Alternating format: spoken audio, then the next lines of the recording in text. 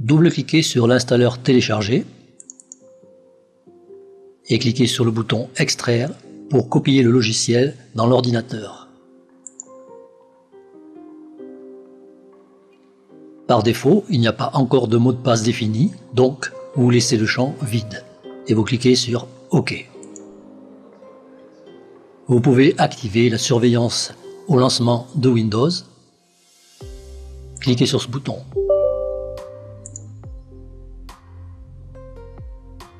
Pour désactiver, cliquez à nouveau.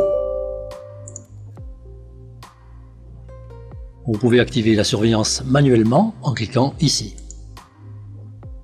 Dans la version de test, ce panneau reste affiché, il permet l'accès direct au logiciel et il indique le temps restant avant la fermeture automatique du logiciel. Il faudra alors le relancer pour pouvoir continuer à l'utiliser. Bien entendu, vous n'avez pas ce panneau dans la version Pro enregistrée. Nous allons maintenant faire un test. J'active la surveillance manuellement.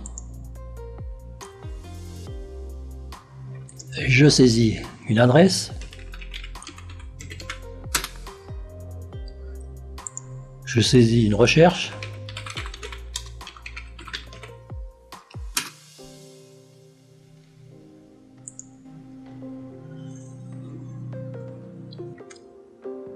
Et nous allons voir maintenant les rapports. Donc je ferme la surveillance provisoirement. Rapport. Je maximise la fenêtre et je déroule ici l'ascenseur afin de voir la chronologie des actions effectuées. Donc début de la surveillance, photo de l'écran prise à intervalles réguliers.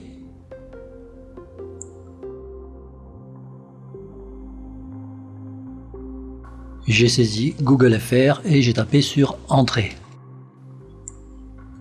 Ensuite, j'ai saisi logiciel espion, j'ai tapé sur Entrée, Google Chrome. Ensuite, il m'a pris une photo de l'écran ici.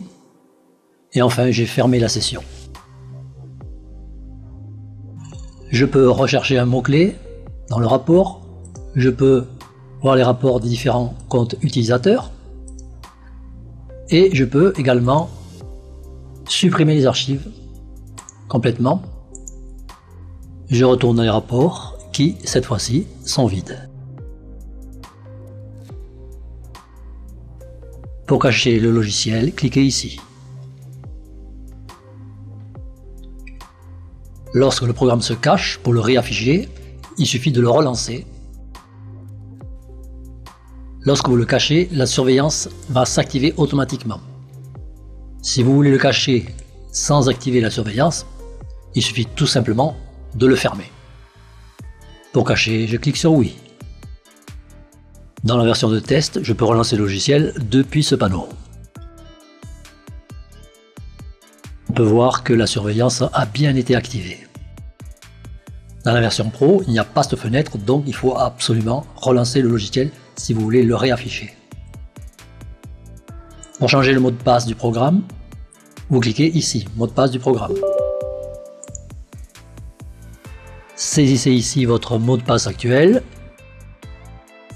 Ici, vous saisissez votre nouveau mot de passe.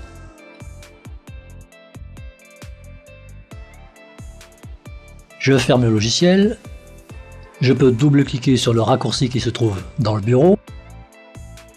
Vous ne voulez pas ce raccourci, vous le supprimez avec la touche Supprime. On va donc le lancer directement depuis le dossier.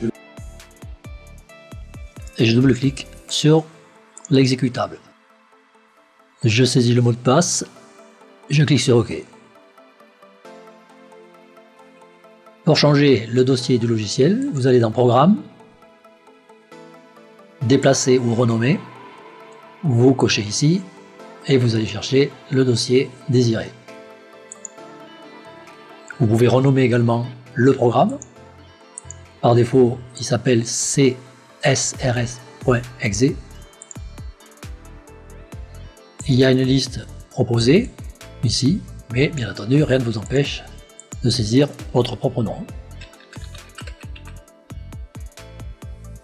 Ensuite, vous cliquez sur OK. Je ne vais pas le faire, donc je clique sur Annuler. Pour désinstaller, vous pouvez cliquer ici Ou alors, plus simple encore, tout sélectionner et taper sur la touche supprime. Je vais maintenant enregistrer la version pro. Une fois que j'ai le code déblocage, je clique ici, je saisis le code et je clique sur OK.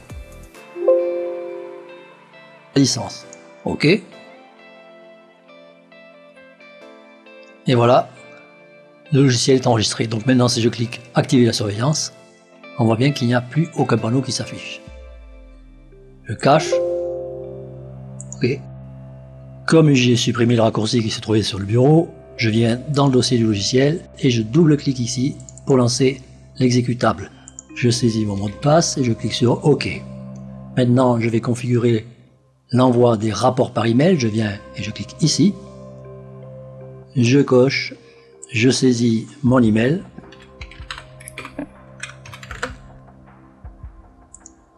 Je sélectionne le serveur ou je le saisis manuellement si c'en est un autre. Je tape mon mot de passe.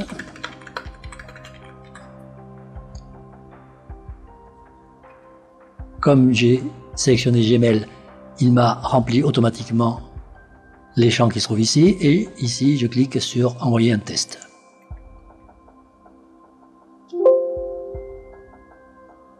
OK. Et maintenant je clique sur OK pour valider.